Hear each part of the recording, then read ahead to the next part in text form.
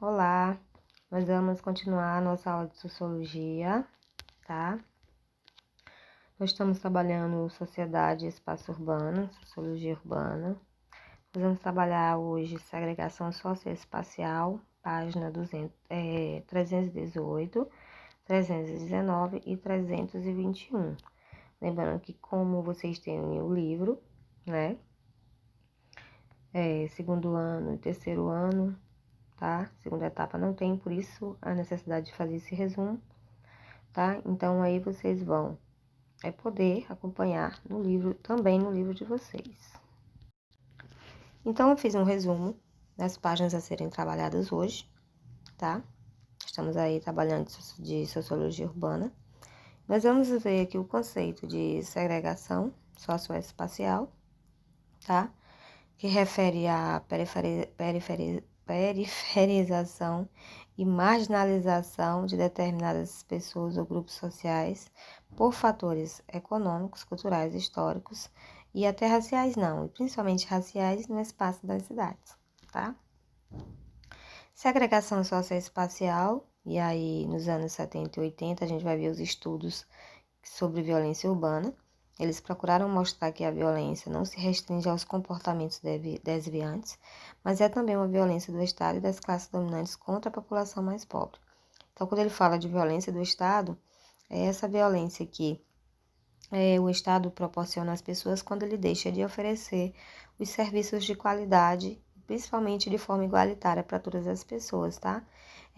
A saúde deveria funcionar para todas as pessoas de modo igual, uma saúde boa, saúde de qualidade, a educação do mesmo jeito e todos os outros serviços sociais que são de responsabilidade do Estado e que devem ser fornecidos à população e que muitas vezes não é, a grande maioria das vezes, tá? As classes dominantes, por sua vez, elas já fazem essa violência contra as pessoas que são menos favorecidas. Por quê? Porque eles concentram a maior parte do capital em suas mãos, enquanto que a população pobre não tem acesso a praticamente nada, tá? Hoje o debate sobre a criminalização da pobreza procura deixar evidente que o processo de encarceramento e de estigmatização dos mais pobres não se baseia somente na busca por segurança, mas no saneamento social, que pode atingir principalmente os grupos não brancos, né? Que já foi comparado no Brasil a uma limpeza étnica. Ou seja, a criminalização e a pobreza não só as pessoas são estigmatizadas, né? Os mais pobres, principalmente os negros, né? E os pobres, né? Que são os mais prejudicados, tá? A segregação ela é baseada aí na segregação social dos mais pobres, bem no final, cuja população é, em sua maioria, a gente já sabe, preta ou parda. É uma violência relacionada à desigualdade de classe e de raça, né? Institucionalizada principalmente no Brasil. E em outros países também, né? Lógico. Ao estudar os conflitos urbanos ocorridos em diversos países, o sociólogo francês Luc Valcant distingue dois tipos de violência nas classes contemporâneas. Quais são esses dois tipos de violência? Ele vai falar de violência vinda de baixo, que são as explosões de revolta, que envolve principalmente os jovens das áreas mais pobres, e a violência vinda de cima, traduzida no impacto das políticas públicas, né, econômicas e sociais, ou na ausência delas, que muitas vezes causa os conflitos, né, ou seja, as manifestações para que esses serviços sejam atendidos à população, sobre as condições de vida das populações aí. As diferenças que marcam nossas cidades, elas são muitas, né? São gritantes. Bairros diversos, as formas de moradia de sua população, o grau de equipamentos públicos, o acesso aos meios de transporte e aos direitos considerados fundamentais, que em sua maioria são precários ou nem chegam à grande maioria da população. Então, ou seja, essas pessoas que moram nos grandes centros, que geralmente moram longe dos seus trabalhos, que dependem do transporte público, que é público, mas que é pago, tá? E mesmo assim, as pessoas elas ficam à margem dos serviços, né? A gente sabe, acesso aos meios de transporte, as formas de moradia. Muitas pessoas não têm casa, né? Tem que trabalhar para pagar um aluguel que é desproporcional, que muitas vezes é o que a pessoa ganha, tá? Isso vai sobrecarregar as populações, tá?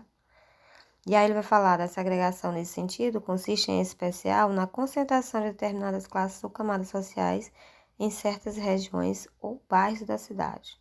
No Brasil, por exemplo, as segregações dessa forma, as separações, ou seja, principalmente os pobres, que são geralmente moram em lugares distantes ou à margem desses serviços sociais que são oferecidos, mas não é também somente, né, os pobres, porque também os ricos eles podem se ficarem segregados em seus condomínios fechados, né, em busca de segurança, né, eles podem se fechar. A gente sabe que a grande população que tem dinheiro faz isso.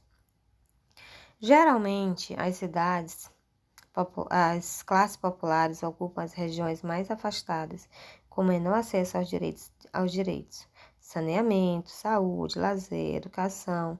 Essas pessoas moram em bairros distantes ou lugares distantes de seus locais de trabalho, e isso vai contribuir, né, para a reprodução das desigualdades em todos os sentidos.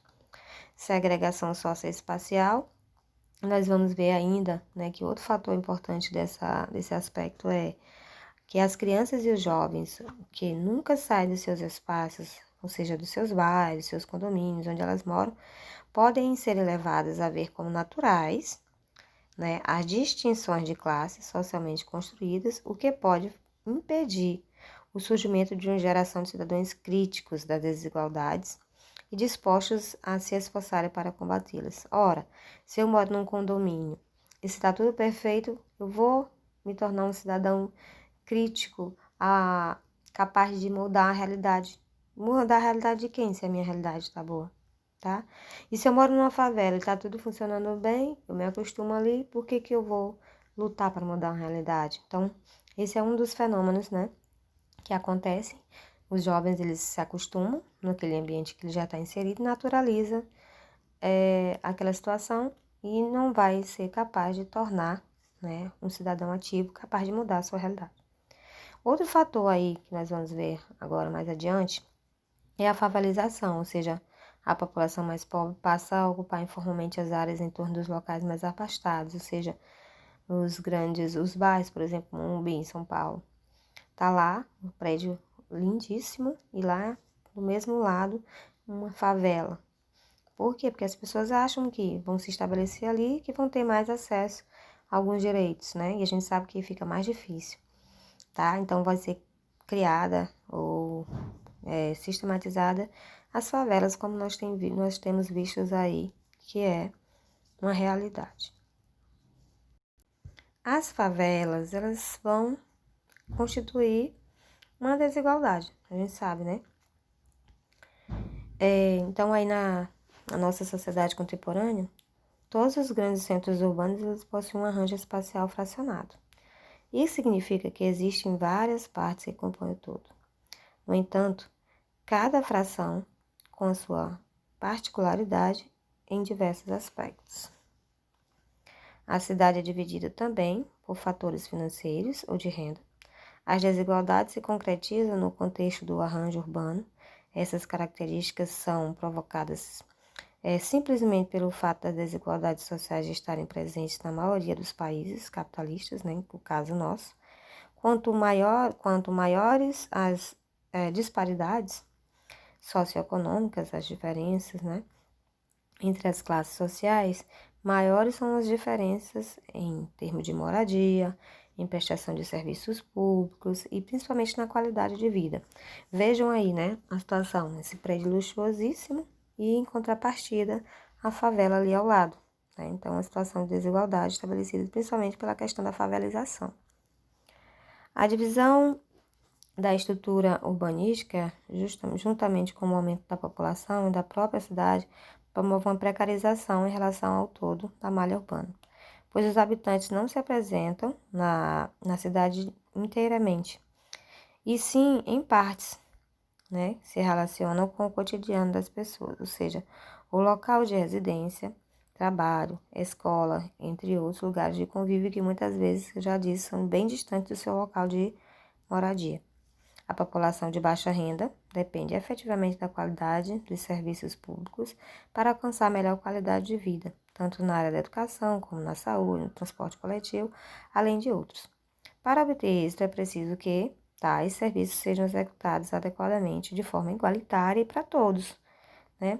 Por isso é preciso haver uma organização a fim de requerer necessidades comunitárias, ou dificilmente esse panorama será modificado, né? Essa situação de desigualdade, essa situação de precarização, de estigmatização de alguns em detrimento de outros, não muda de uma hora para outra, mas é preciso que as pessoas comecem a ter atitudes e pensamentos, né, e voltados para modificar essa situação de desigualdade que é estabelecida entre as pessoas na cidade, né?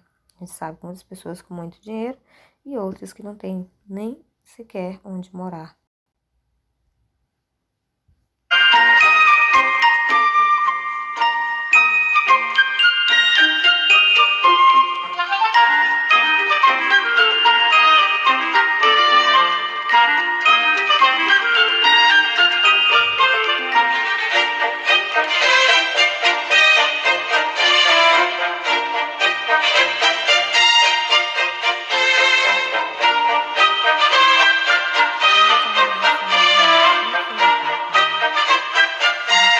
Aquilo que nós estamos tentando falar.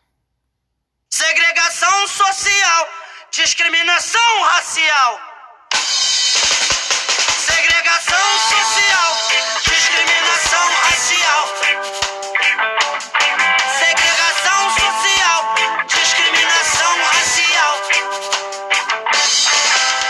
Mesmo não querendo, nós temos